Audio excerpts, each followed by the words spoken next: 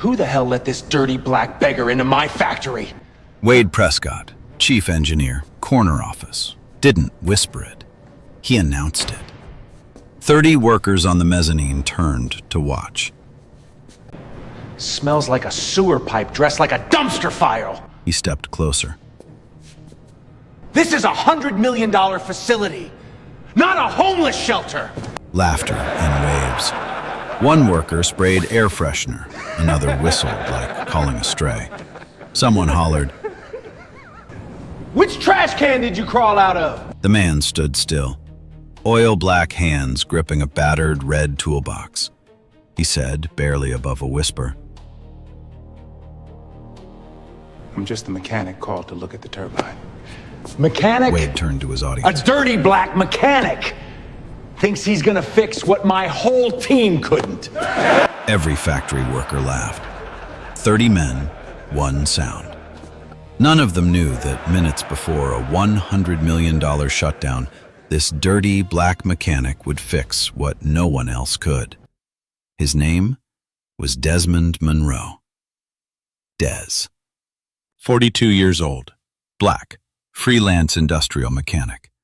And everything Wade said about him, the smell, the clothes, the poverty, was technically true. That was the cruelest part. The insults landed because they had somewhere to land.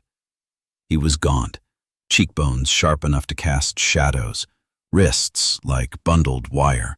His Carhartt coveralls were 8 years old, patched at the knees with duct tape, collar frayed to loose threads. His steel-toed boots were held at the ankle by baling wire. The zipper broke 4 months ago. A new pair cost $60. He didn't have $60. He didn't have 6. His hands were the darkest part of him, not from birth, but from 25 years of bare-knuckle labor. Oil and grease had worked so deep into the cracks of his skin that no soap could reach it anymore. The workers saw filth. What they were actually looking at was a quarter-century resume written in calluses and carbon. Every scar was a machine saved. Every stain was someone else's emergency that Des had answered when no one else would. 2 years ago, his wife Ruth died of pancreatic cancer, stage 4, 11 weeks from diagnosis to funeral. She died on a Wednesday. Des was holding her hand. Maya was holding the other. The hospital room cost more per night than Des earned in a week, and the bills began arriving before the flowers had wilted. Because he was freelance, no employer, no union, no insurance, the debt fell on him alone, like a roof collapsing. He sold their house in Wilkinsburg, sold Ruth's Honda, sold the furniture, sold her grandmother's ring, the one Ruth had said should go to Maya on her wedding day. When everything was gone, he still owed $184,000. Now, Desmond Monroe lived in a 1998 Ford E250 van behind Kowalski's scrapyard, 3 miles from this mill. Back seat ripped out, foam mattress, army blanket, clothes on a rope. A milk crate held canned beans, instant rice, and a jar of peanut butter that had been empty for 3 days. He ate once a day, sometimes less. On bad weeks, he drank water from the scrapyard hose and told himself it was fasting, not starving. Every dollar went to 2 places, the hospital debt and a dormitory at Carnegie Mellon, where his 19-year-old daughter Maya studied mechanical engineering on a partial scholarship. Maya believed her father rented a small room near the yard. She had never seen the van. When she video called, Des propped his phone on a napkin dispenser at a 24-hour diner and pretended he was home. He always made sure to call during the dinner rush, so the background noise sounded like a living room with a television on. This morning, he had counted quarters on the dashboard. $11. Exactly enough for a round trip. If this job didn't pay, he was stranded. He touched the St. Barbara medallion welded to the toolbox lid, patron saint of miners and metal workers. It had belonged to his father, Howard Monroe, a steel worker at this very mill who died of black lung when Des was 15.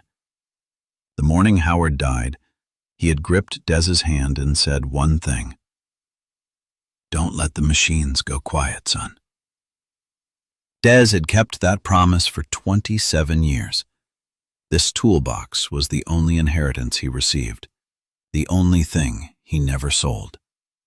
Not when the debt collectors called, not when the gas tank hit empty, not once. Now he was standing in his dead father's mill, holding his dead father's tools, while 30 men laughed at him for looking like what he was, a man who had lost everything except the ability to fix things other people couldn't. Janet Moore appeared, plant manager, 48, sharp-eyed, the first woman to ever run a facility in the company's history. She had found Des through a niche online forum where retired mechanics traded case studies on obsolete German turbines. Her own engineering department, Wade's department, had spent 3 weeks failing to diagnose a worsening vibration in the plant's master turbine. A 40-year-old, irreplaceable German-built unit that powered the entire rolling line. 3 weeks. 4 outside consultants. 0 answers. Janet pushed past Wade without a glance, handed Des a thin manila folder, the turbine's service log. 2 words. "Show me." Des opened it, flipped past 5 pages of routine entries, reached page 6. His finger stopped. Eyes narrowed. He read the entry once, again. His lips shaped a word no one caught. Interesting. He closed the folder, touched the medallion, opened the toolbox. Wade leaned to his deputy. $20 says he quits inside the hour. The deputy took the bet. What neither of them knew was that Des had just found something on page 6, a single parts requisition entry that every certified engineer in this building had walked past for 5 months. And what that entry said was going to end Wade Prescott's career. Des descended the metal staircase into the turbine bay alone. The air down here was different, hot, dense, vibrating with a low hum that you didn't hear so much as feel in your teeth. The master turbine sat at the center of the bay like a sleeping giant, encased in scarred steel plating, bolted to a concrete pad that had cracked in 3 places from decades of relentless rotation. This machine was older than most of the men upstairs. It was also the only reason any of them had jobs. Des placed his palm flat on the turbine casing, closed his eyes, felt the vibration travel through his bones.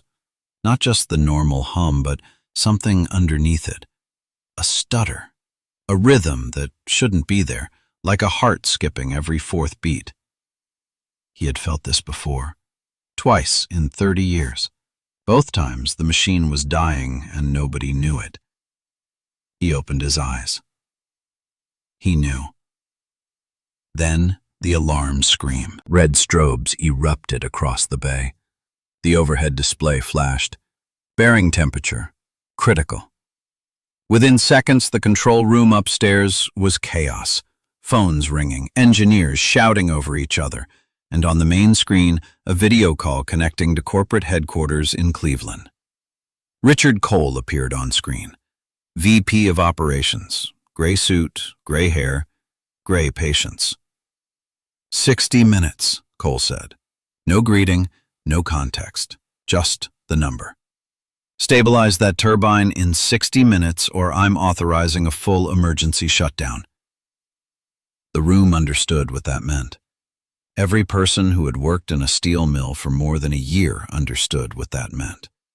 Shutting down the turbine meant cooling the blast furnace. Cooling the blast furnace meant destroying its refractory lining, a structure that took 14 months and $100 million to rebuild. It meant 1,200 workers sent home, pensions frozen, mortgages defaulted, families broken. The same 30 men who had just laughed at the dirty black mechanic would be standing in an unemployment line by Christmas. Wade's engineers scrambled.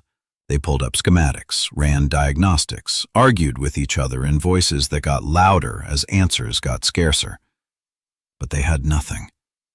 3 weeks of trying had given them nothing. and now they had 60 minutes to find what 3 weeks couldn't. Janet stood at the back of the control room. She watched Wade bark orders that went nowhere. She watched his team chase the same dead ends they'd been chasing for 21 days. Then she looked at the monitor showing the turbine bay. There was Des, alone, one hand on the machine, listening. She walked down. Des looked up. His face held no panic, no urgency, just the quiet certainty of a man who had already found the answer and was waiting for someone to ask. "I know what's wrong," he said, "but you're not going to like it." 59 minutes. The clock on the wall had started counting, and the only man with a diagnosis was the one the entire building wanted gone. "It's the coupling collar," Des said. He spoke the way a surgeon speaks before cutting, calm, precise, no wasted words. "Misaligned, installed wrong, and the parts are cheap, rated way below what this shaft needs." Janet stared at him. "How do you know?" Des held up the service log, page 6. He pointed to a single line entry, a parts requisition dated 5 months ago. Chengdu HX40 coupling collar, rated 3,000 revolutions per minute. He tapped the turbine casing. "This shaft runs 3,450. Whoever approved this knew it was under spec. Or didn't care." Janet's jaw tightened. She knew who approved parts requisitions. Everyone did. Wade Prescott. But that revelation could wait. The clock couldn't. "What do you need?" Janet asked. "2 floor guys to help me brace the housing, a clear path to the coupling assembly, and everyone else out of my way." Janet nodded. She sent 2 technicians down, Eddie Burke and a younger man named Travis. Des got to work immediately. He opened the red toolbox with the reverence of a priest opening a tabernacle. Every tool inside had a place. Every place had a purpose. Nothing was new. Every piece was worn, repaired, older than some of the apprentices upstairs, but everything was immaculate. The chaos of Des's life stopped at the lid of this toolbox. Inside, there was order. Inside, there was his father.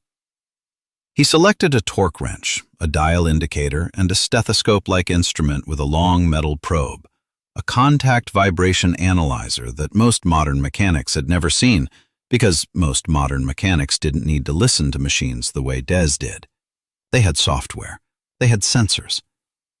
Des had his hands and 30 years of listening to metal speak. He placed the probe on 4 points of the turbine casing. 1, 2, 3, 4. At each point, he closed his eyes and tilted his head, the way a musician tunes an instrument by ear. Then he connected the probe to a handheld oscilloscope, a battered device held together with electrical tape, and turned the screen toward Janet. "See that frequency pattern? That's coupling misalignment, not bearing failure. Wade's team said it was the bearings. Wade's team was wrong." He said it without arrogance, without satisfaction. Just fact. The way you say the sky is blue. Upstairs, the oscilloscope reading was projected onto the control room monitor. Wade watched it from behind the glass. His face changed.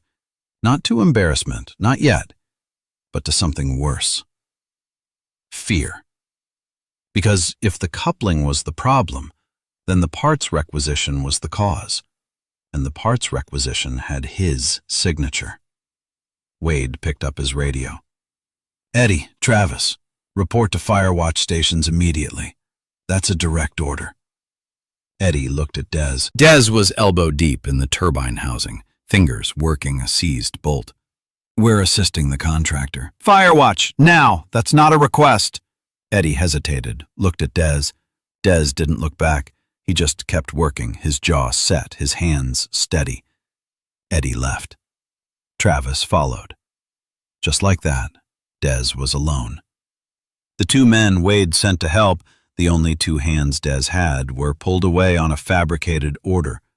Firewatch was protocol during hot work, but there was no hot work happening anywhere else in the plant. Wade invented a reason to isolate the one person who could save the building, because saving the building meant exposing Wade. And Wade would rather watch 1,200 people lose their jobs than watch one man prove him wrong. Des didn't protest. He didn't call Janet.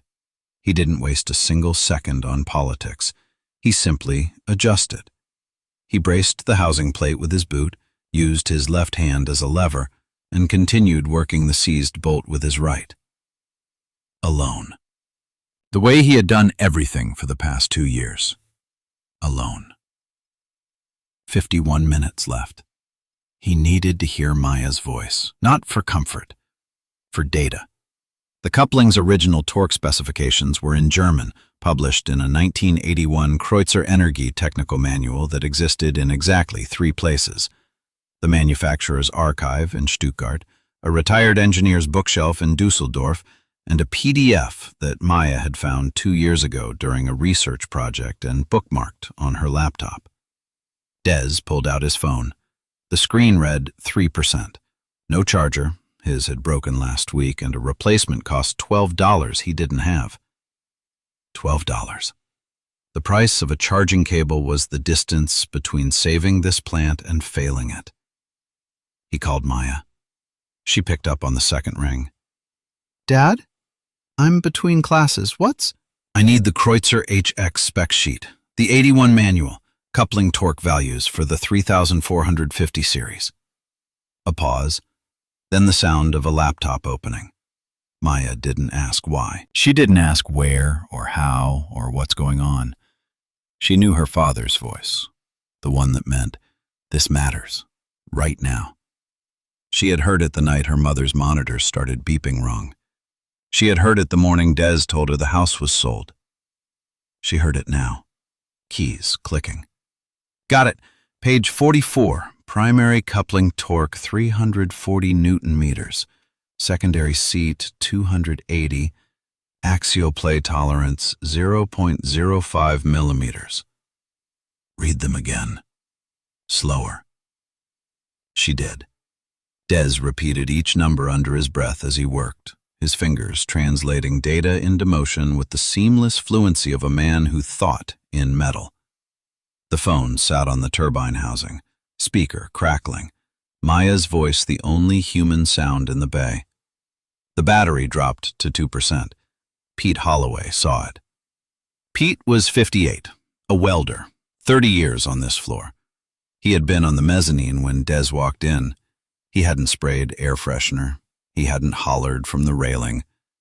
But he had chuckled. He had stood in that crowd and let his silence become part of the laughter.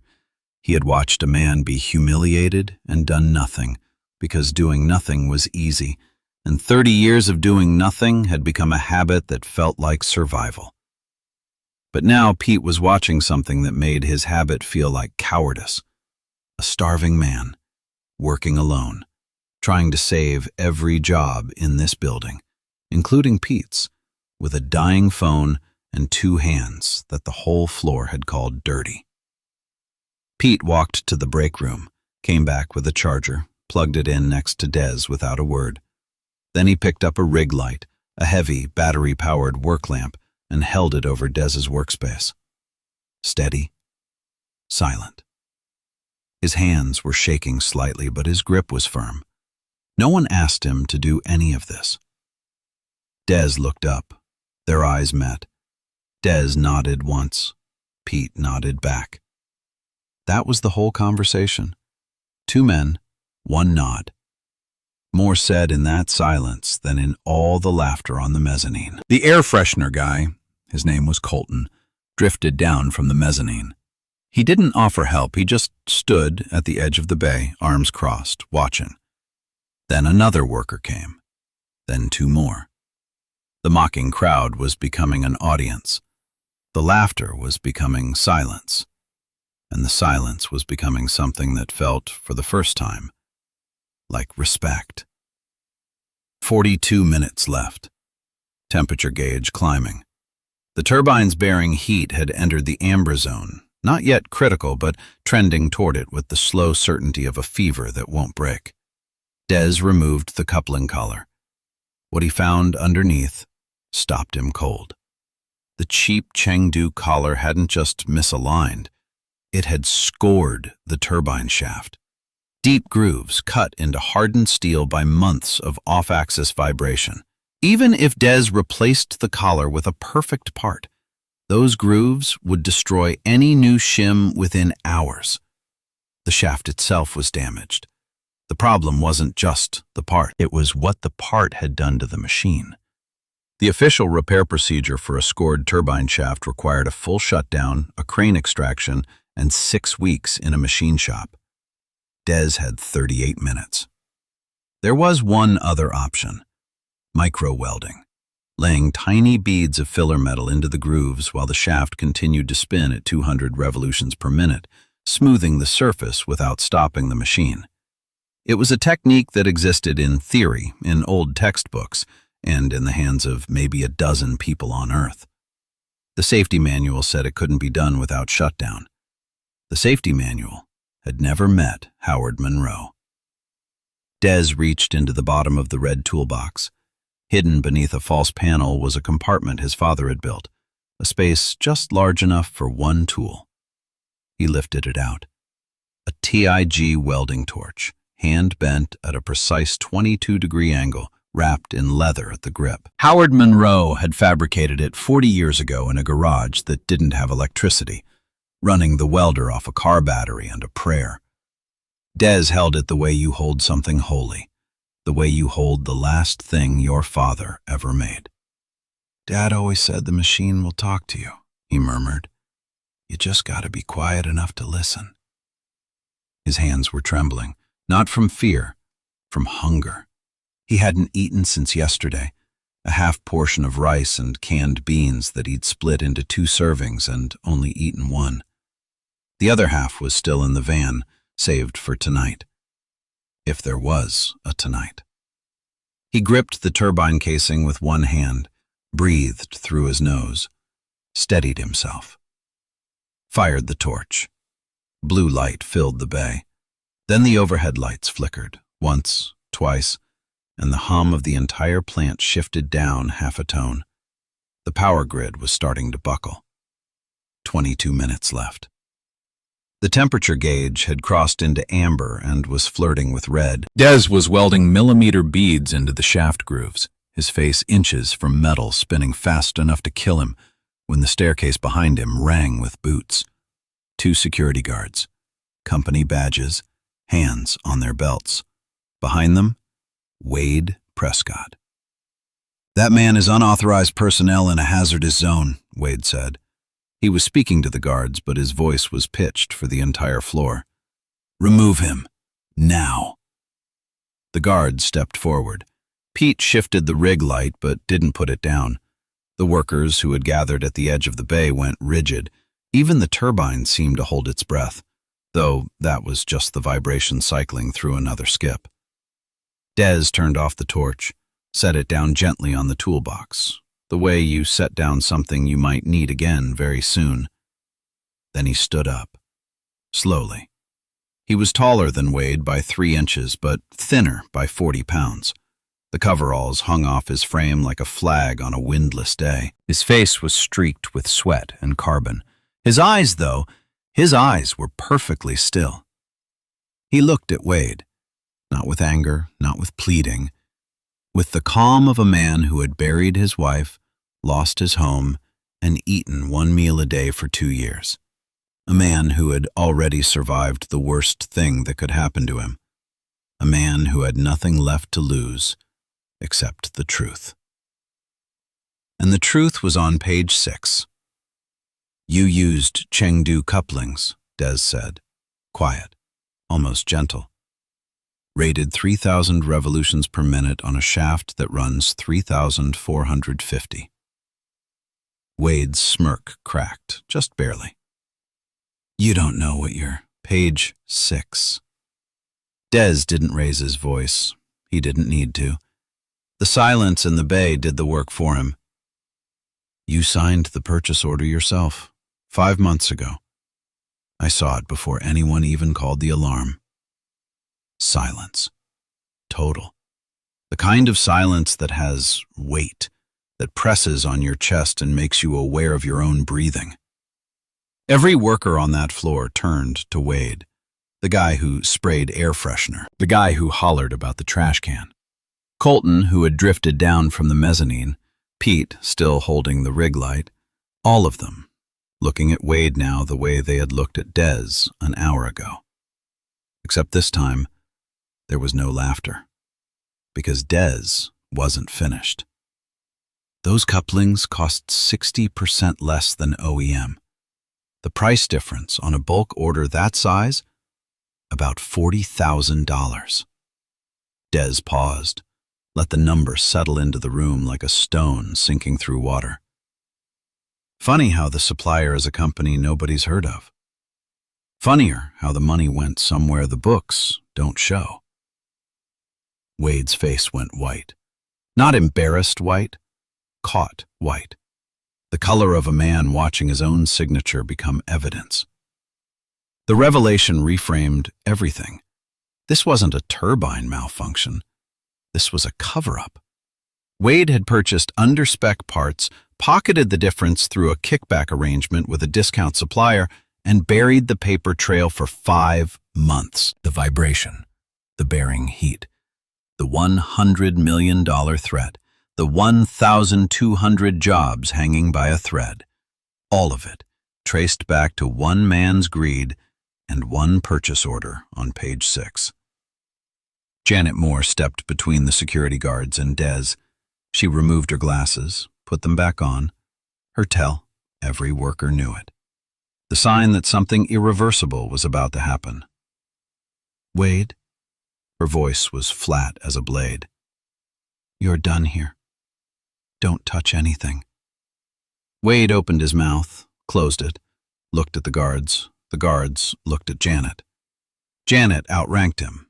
She outranked everyone in this building except Richard Cole, and Richard Cole was watching on a screen from Cleveland with an expression that suggested Wade Prescott had already been fired. The paperwork just hadn't caught up yet. Wade retreated to the control room, clipboard still in his hand. The clipboard he'd carried for 28 years like a scepter, suddenly looking like what it always was. A prop. A costume piece. The scepter of a king who never had a kingdom. On the floor, no one moved. The worker who had first called Des a dirty black mechanic was staring at his own boots as if the answer to every wrong choice he'd ever made was written on the concrete. Colton muttered, barely audible, "We were clowning the only guy who knows what's wrong." Pete said it plainest, said it loud enough for everyone. That man's trying to save our jobs, and we stood there laughing at him. The moral inversion was complete. The dirtiest-looking man on the floor was the only clean person in the building. Des bent down, picked up his father's torch. His hands were shaking, worse than before. Not hunger now, not fear. Something older. Something that felt like every time he had been looked at the way Wade looked at him. Every time he had lowered his eyes and tightened his grip and waited. All of it rising to the surface at once like a bruise that finally reaches the skin. He breathed, gripped the torch, and got back to work. Because the clock Wade stole hadn't stopped, and there were only 14 minutes left. 14 minutes. That was what Wade's sabotage had left him. Out of 60, Des had spent the first 15 being mocked, the next 20 working alone after Wade pulled his assistants, and another 11 being interrupted by security guards and exposing a fraud he hadn't come here to expose. 14 minutes to do what the safety manual said was impossible without a full shutdown. Micro-weld a spinning shaft, re-machine a shim, reseat the coupling, save the plant. Des didn't think about the math. He thought about the metal. He lowered himself back into the turbine housing, torch in hand. The shaft was spinning at 200 revolutions per minute, not fast enough to blur, but fast enough to kill. One slip, one catch of a sleeve or a finger, and the rotation would pull him in like a lathe pulls a rag. There would be no second chance. There would barely be a sound. Pete held the rig light. His hands were trembling too, but his grip was iron. He positioned the beam exactly where Des needed it, 2 inches above the scoring on the shaft, angled to eliminate shadow. 30 years of welding had taught Pete where light mattered. This was the last and best thing his experience could offer, and he offered it without a word. Maya was still on the phone. She had gone silent, no more specs to read. She was just listening to the hiss of the torch, the hum of the shaft, the rhythm of her father's breathing. She didn't know he was starving. She didn't know he was homeless. She didn't know that the man on the other end of the line was performing surgery on a spinning steel shaft with a handmade torch in a building full of people who had mocked him for existing. All she knew was that her father was working, and that when he worked, you stayed quiet and you stayed close. Ruth had taught her that. Ruth had always known. Des fired the torch. The blue arc kissed the shaft. He welded by feel, not by sight, by vibration. His left hand rested flat on the turbine casing, reading the frequency through his fingertips the way a blind man reads Braille. His right hand held the torch at his father's angle, 22 degrees, the bend that Howard Monroe had calculated on a napkin in 1979 and never written down anywhere else.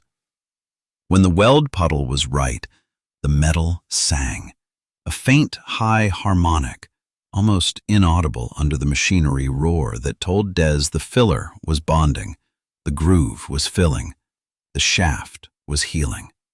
"The machine will talk to you," his father used to say.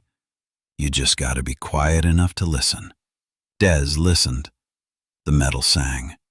Bead by bead, groove by groove, the shaft smoothed. 8 minutes left. A wave of dizziness rolled through him. His vision blurred at the edges, his knees softened. Hunger. The body reminding him that it was running on nothing. He gripped the casing, locked his elbow, and breathed through his nose until the world stopped tilting. Pete saw it. Pete adjusted the light to reduce the glare on Des's eyes, a tiny gesture, the kind that only a welder would think of. Then Des kept welding. 6 minutes. The shaft was clean. He killed the torch, pulled himself out of the housing, and sprinted, actually sprinted, his wire-tied boots slapping the concrete, out the bay door, through the corridor, past the mezzanine where 30 men had laughed at him a lifetime ago, and into the parking lot where his van was parked. The portable lathe was in the back, wedged between the mattress and the milk crate. He hauled it out, ran back in, clamped it to the workbench, and began remachining the shim. The shim had to be perfect. Not close, not good enough. Perfect. A tolerance of 5/100ths of a millimeter, the width of a human hair. Anything more and the vibration would return within hours. Des turned the lathe by hand for the rough cut, then switched to a file for the final thousandths. His oil-black fingers moved with a precision that no machine in the building could match. Because machines follow programs. Des followed instinct. Decades of it. Built one broken engine at a time in parking lots and scrap yards and garages that smelled like his father's. 4 minutes. He was back at the turbine, coupling collar in one hand, shim in the other. He seated the collar over the repaired shaft, aligned the shim by touch, not by gauge, by the pads of his fingers, feeling for a flush that only 25 years of practice could detect, and reached for the torque wrench. Maya, final torque value, primary seat. Her voice came through the speaker, cracking at the edges. 340 Newton meters. He torqued it, felt the click. Secondary. 280. Click. Axial play. 0.05. He checked the dial indicator. 0.04 within tolerance, by 1/100th of a millimeter, by a margin thinner than a whisper. Des looked up at Janet, who was standing at the top of the staircase, both hands gripping the railing, glasses pushed up on her head. "Bring it up," he said. Janet gave the signal. The turbine control operator pushed the throttle forward. The RPMs climbed. 1,000, 2,000, 2,800, 3,000, 3,450, full speed. 2 seconds of silence. Every person on that floor held their breath. Pete's knuckles were white around the rig light. Janet's fingers dented the railing. Even Richard Cole, 700 miles away on a screen in Cleveland, leaned forward in his chair. The vibration reading on the overhead monitor began to drop.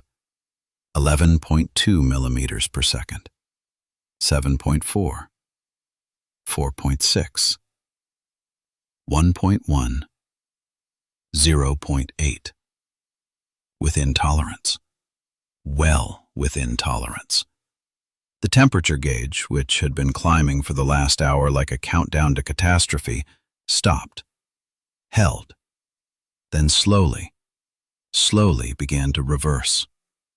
The rolling line hummed back to life, the sound of a mill working the way it was supposed to work, the sound of steel being made, the sound of 1,200 jobs not disappearing. No one applauded. There was no cheer. Just a silence so total that you could hear the fluorescent lights buzzing overhead. And then, from somewhere on the mezzanine, one voice, the voice of the worker who had said, "Dirty black mechanic" 60 minutes ago, whispered, "He actually did it." Richard Cole's face filled the video screen. "Who is that man?" Janet looked down at Des, gaunt, starving, covered in carbon and sweat, standing over the turbine with a 40-year-old torch in his hand and a dead man's medallion on his toolbox.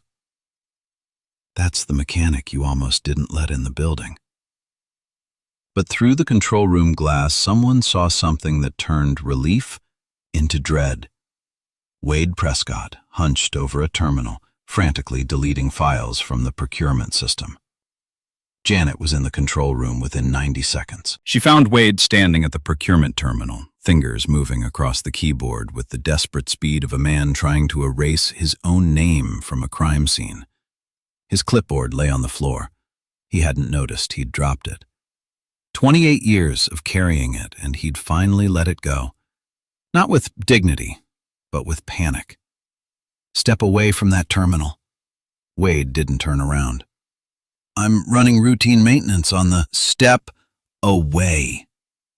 He turned. His face was gray, the color of concrete, the color of a man who knew it was over but couldn't stop moving because stopping meant accepting. Janet called IT. The answer came in under a minute. All procurement files were backed up on corporate servers in Cleveland. Whatever Wade had deleted locally still existed. Every purchase order, every supplier invoice, every signature, every dollar that went where it shouldn't have gone. The digital trail was a perfect copy of the paper trail Des had spotted on page 6, except the digital version couldn't be burned, shredded, or explained away. Richard Cole, still watching from the video screen, spoke with the flat precision of a man who had already contacted legal. "Wade Prescott is suspended effective immediately, pending a full investigation. Security will escort him from the building." Wade tried one last move. He turned to the camera, to Cole, to the record, to whatever audience might someday see this, and said, "That man performed unauthorized repairs on critical infrastructure. He voided the plant's insurance policy. Every dollar of liability is on your head, Cole." A voice came from the doorway. "No, it isn't." Pete Holloway, standing in the control room entrance with his phone held up, screen facing outward, recording. "I've got everything," Pete said. His voice was steady, the steadiest it had been all day. From the moment he walked in, everything. The dirty black mechanic line on the mezzanine, the air freshener, the laughter, all 30 men captured in surround sound. Wade blocking the corridor, Wade pulling the assistants on a fake fire watch order, Wade calling security to remove the one man who could save the plant. And then, the repair itself. Des alone in the turbine bay, the oscilloscope proof, the micro-weld on a spinning shaft, the 4-minute finish, the vibration dropping to 0.8. All of it, every second. Filmed by a 58-year-old welder who had spent 30 years keeping his head down and had finally, in the last hour of the worst day of his career, decided to lift it. The video traveled fast. Pete sent it to the union representative that afternoon. The union rep sent it to a reporter at the Pittsburgh Post-Gazette that evening. The Post-Gazette published it online the next morning with a headline that wrote itself. By noon, it was on YouTube. By that night, it was on CNN, MS, NBC, and Fox. One of those rare stories that every side of the aisle could agree was outrageous. The story was irresistible because it was everything the American public already believed and feared about the workplace, compressed into 60 minutes of footage. A homeless black mechanic, living in his van, paying off his dead wife's cancer bills with money he earned one emergency at a time. Called dirty, called beggar, laughed at by 30 men, nearly thrown out by a corrupt engineer who had caused the very crisis he couldn't solve. And then, with no help, no food in his stomach, and a 40-year-old handmade torch, he fixed what no one else could. He saved 1,200 jobs. He saved $100 million.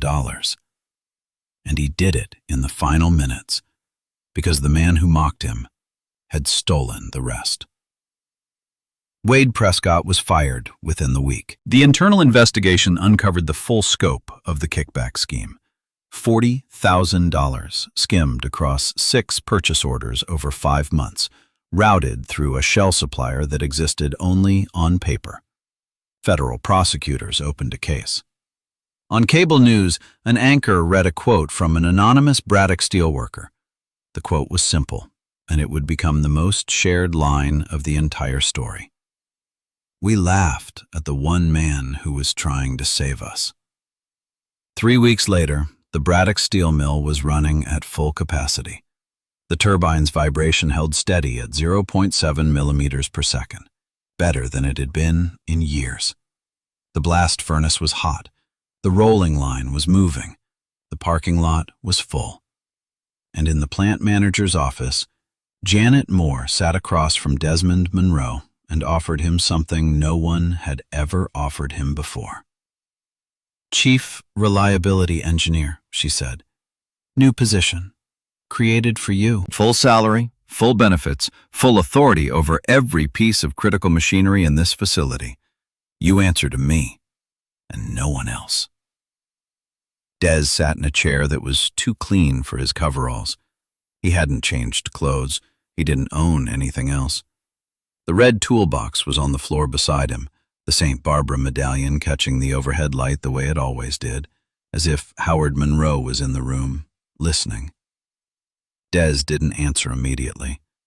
He looked at the toolbox, looked at Janet. Then he spoke. I'll take it. One condition. Name it. 2 apprenticeship slots, every year. Kids from Braddock, Homestead, Rankin. The towns this mill forgot. The ones with no connections, no degrees, no family in the union. Underserved communities. You teach them on the floor, the way my father was taught. The way I was taught. Janet nodded. Done. Put it in writing. I will. There was a pause, the kind of pause that separates one chapter of a life from another. Then Janet opened a drawer and pulled out a company check, the payment for Des's emergency repair. The amount was generous, more money than Des had seen in 2 years, more money than he had seen since Ruth was alive. Where do you want this deposited? Janet asked. I'll need your bank details. Des reached into the chest pocket of his coveralls, the pocket that didn't have a hole, and pulled out a folded piece of paper. It had been folded so many times that the creases were soft as fabric. He had carried it every day since the hospital mailed it, through every job, every night in the van, every morning of counting quarters. He unfolded it slowly, smoothed it on Janet's desk with both oil-stained hands, and slid it across. It wasn't a bank account number. It was a hospital invoice.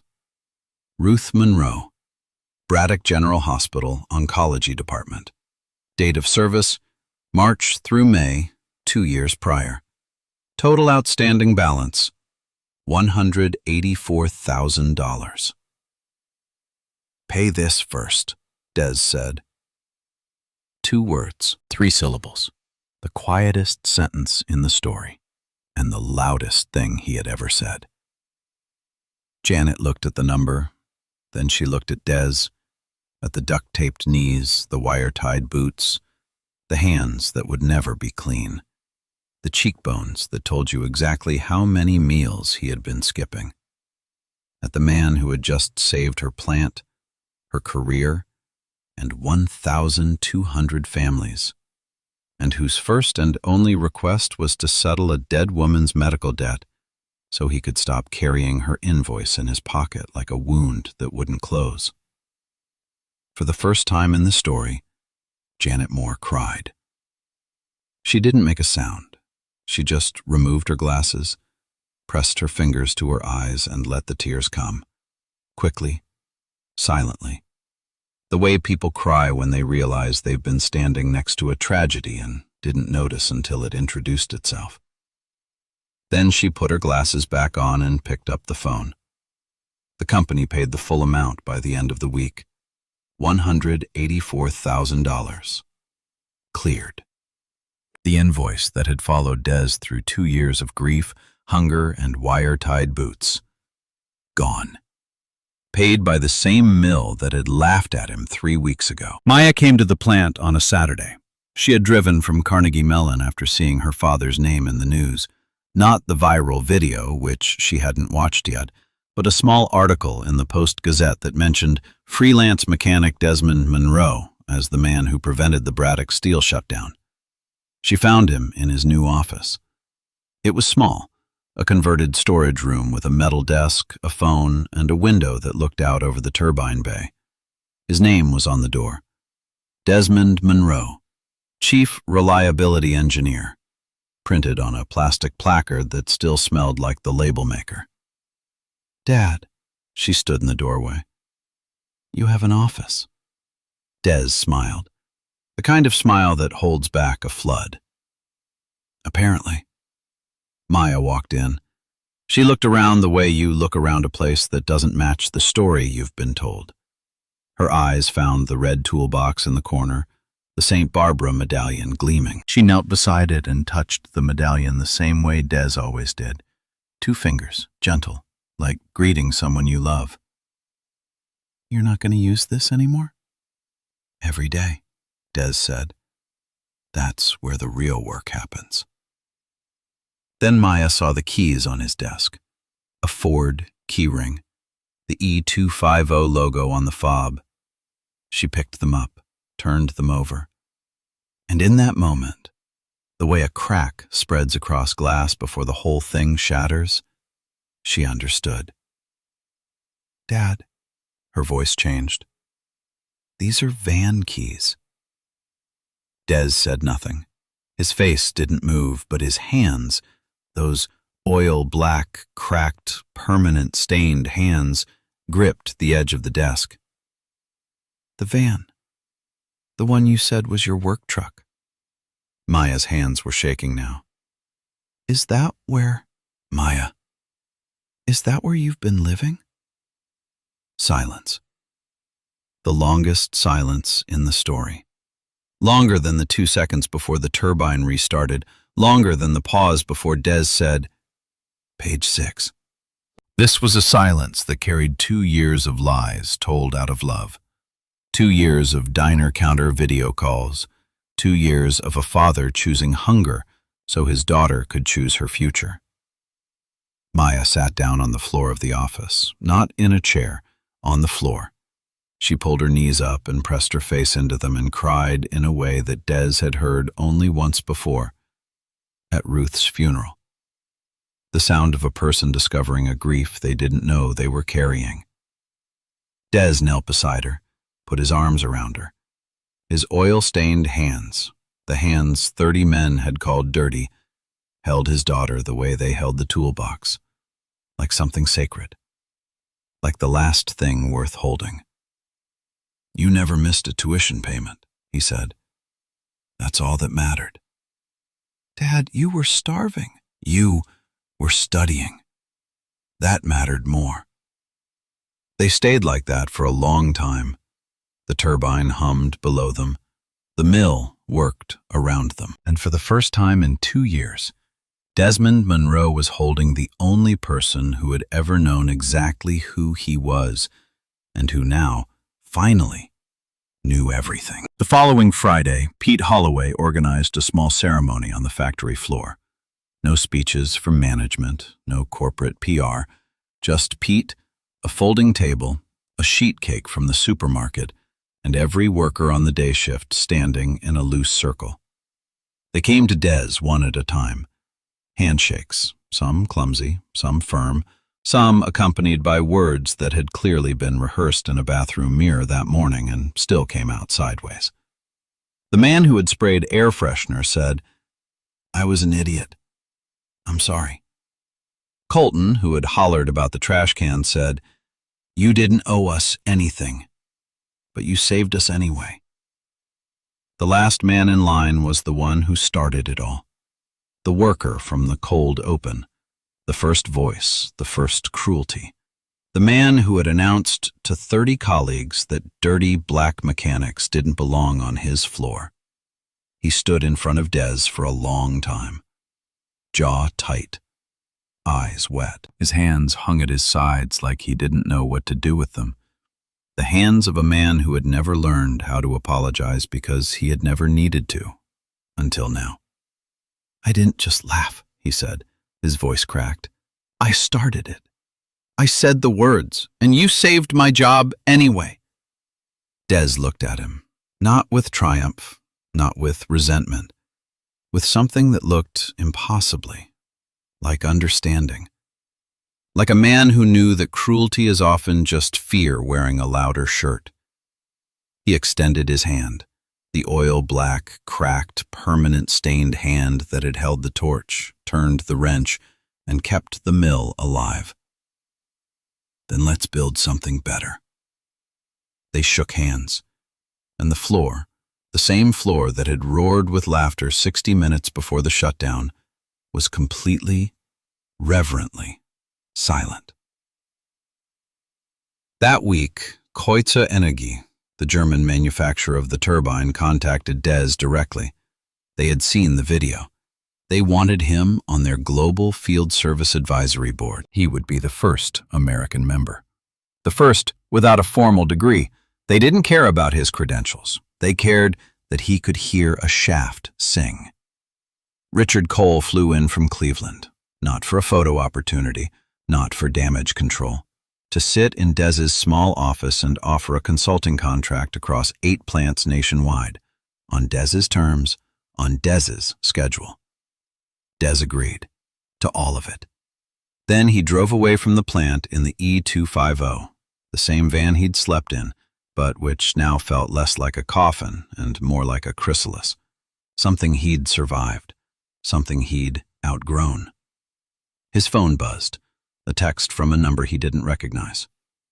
"Mr. Monroe, the White House Office of Science and Technology would like to speak with you regarding a National Skilled Trades Initiative.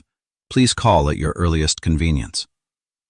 Des looked at the text, then at the red toolbox on the passenger seat, then at the St. Barbara medallion catching the last of the afternoon sun through the cracked windshield. He almost laughed. Almost. The mechanic they called Dirty had just been invited to the cleanest house in America. 6 months later, on a Tuesday morning in early spring, Desmond Monroe stood in a high school gymnasium in Braddock, Pennsylvania. The bleachers had been folded up against the walls.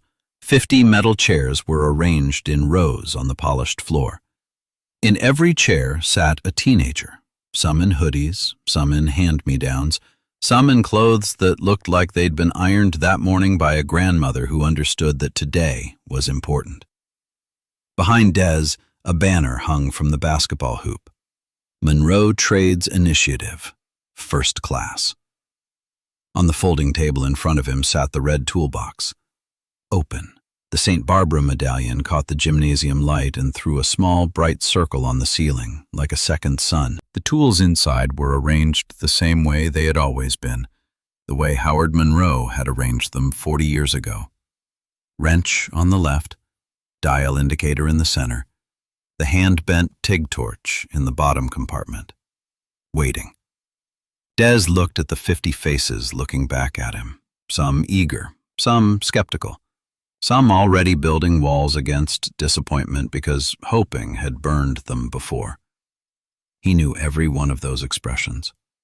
He had worn them all. He didn't start with the version the news told. He didn't start with the triumph. He started with the truth. 6 months ago, I walked into a steel mill to fix a turbine. I was living in my van. I hadn't eaten since the day before. My boots were held together with wire, and the first thing I heard, the very first thing, was a man's voice saying loud enough for 30 people to hear that they don't let dirty black mechanics on the floor. He paused, let the words settle into the gymnasium like a stone into still water, and the whole room laughed. No one in the gymnasium moved, not a cough, not a shifted chair. I want to tell you I stood tall, that I said something brave, that I didn't feel it. Des shook his head slowly. I felt it, every word, every laugh, and when they all laughed, all 30 of them at once, like I was nothing, I almost turned around and walked right back to my van, almost drove away on $11 of gas and never looked back. A girl in the second row leaned forward. Her hands were gripping the edges of her chair. A boy in the back uncrossed his arms. The kid in the front row, 14, maybe 15, oversized jacket, sneakers with a hole in the toe, hadn't blinked. But I didn't. And I want to tell you why. Des reached into the toolbox and lifted out his father's TIG torch. The hand-bent angle caught the light. The leather grip was dark with decades of use. My dad made this, Des said. Howard Monroe, steelworker, Braddock Steel, same mill. He worked there for 22 years. He died of black lung when I was 15. Des turned the torch in his hands. The room was so quiet you could hear the leather creak. He built this torch in his garage. No power. He ran the welder off a car battery. And when I asked him why he was building something nobody asked for, he said, Des stopped, swallowed. The muscles in his jaw worked. Then he continued, and his voice was steady again. The way a bridge is steady, not because it doesn't feel the weight, but because it was built to carry it. He said, The machine will talk to you, son. You just got to be quiet enough to listen. He set the torch on the table. My father never once asked for permission to be excellent. He never waited for someone to tell him he was allowed to be good at something. He just was. Quietly, every day, in a garage with no electricity and a world that never noticed. And that's what I want for every single one of you. The kid in the front row, the one with the hole in his sneaker, raised his hand. So, when they laughed at you, why didn't you leave? Des looked at him. Really looked at him. Saw the oversized jacket, the careful eyes, the sneaker with the hole. Saw himself 30 years ago. Because my dad didn't build this torch so it could sit in a van behind a scrapyard. He built it so it could do the thing it was made to do. Des paused. And so was I. and so was he. He looked at the whole room, and so were you. At the back of the gymnasium, Maya Monroe stood behind a camera on a tripod. She was filming, not for the news, not for YouTube, but for her senior thesis at Carnegie Mellon, a documentary. She had titled it, Quiet Enough to Listen. She was crying behind the lens, but the camera was steady, like father, like daughter, hands that shake and hold firm at the same time. The camera captured what came next. Des stepped back from the table, and 50 teenagers rose from their chairs and moved toward the open toolbox. Not rushing, not grabbing, reaching, carefully. The way you reach for something you've been told your whole life isn't meant for you, and then one day, someone opens it and says, "Go ahead." 50 pairs of hands, picking up wrenches, pliers, files, gauges, turning them over, feeling the weight. Some of them had never held a tool before. All of them were holding one now. The camera pulled wide, the banner, the toolbox, the medallion, the hands. Final text, white on black. Braddock Steel Mill has had 0 unplanned shutdowns since Desmond Monroe's intervention. The Monroe Trades Initiative has graduated 34 apprentices in its first 2 years. Wade Prescott pled guilty to procurement fraud in January 2021. Then silence. 1 beat. 2. And a single line of voiceover. Des's voice. Quiet, steady, carrying the weight of everything that came before it.